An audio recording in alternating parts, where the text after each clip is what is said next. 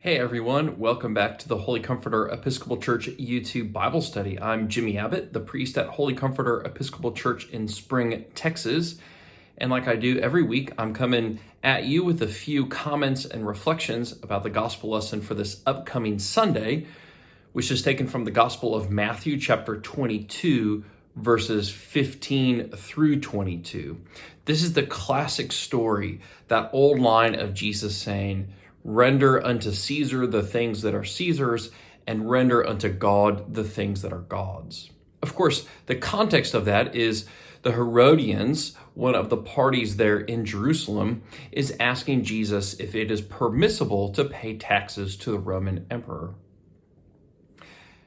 Now, oftentimes, Jesus' saying has been taken to mean pay your taxes and pay your pledge, a real dichotomy, or maybe a parallel between the ways that we ought to serve the world and serve the church and the kingdom of God.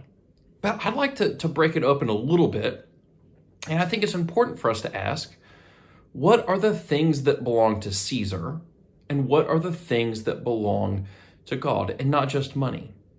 We'd have to say, looking at history, what belongs to Caesar? Well, power, violence, oppression, domination, subjugation of other peoples. And what belongs to God, to the God we know as Christians, the God we know in Jesus Christ? Love and grace and compassion and humility. So I don't think this passage is really just about money, or maybe it's not even about money at all. Maybe it's about Jesus saying, where is your heart? What are the things that you are going to give back to God? What are the things of God's that God has given you? Then how do you render that to the world and to service of God?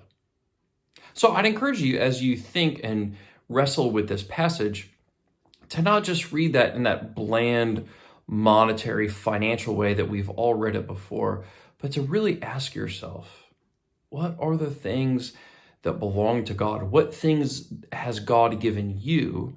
And then how can you give them back to God in service to God and in service to the world? Thank you so much for joining me. I'd love to hear back from you. You can send me an email, jimmy@holycomforterspring.org, or you can leave a comment right here in the comment section. Thank you.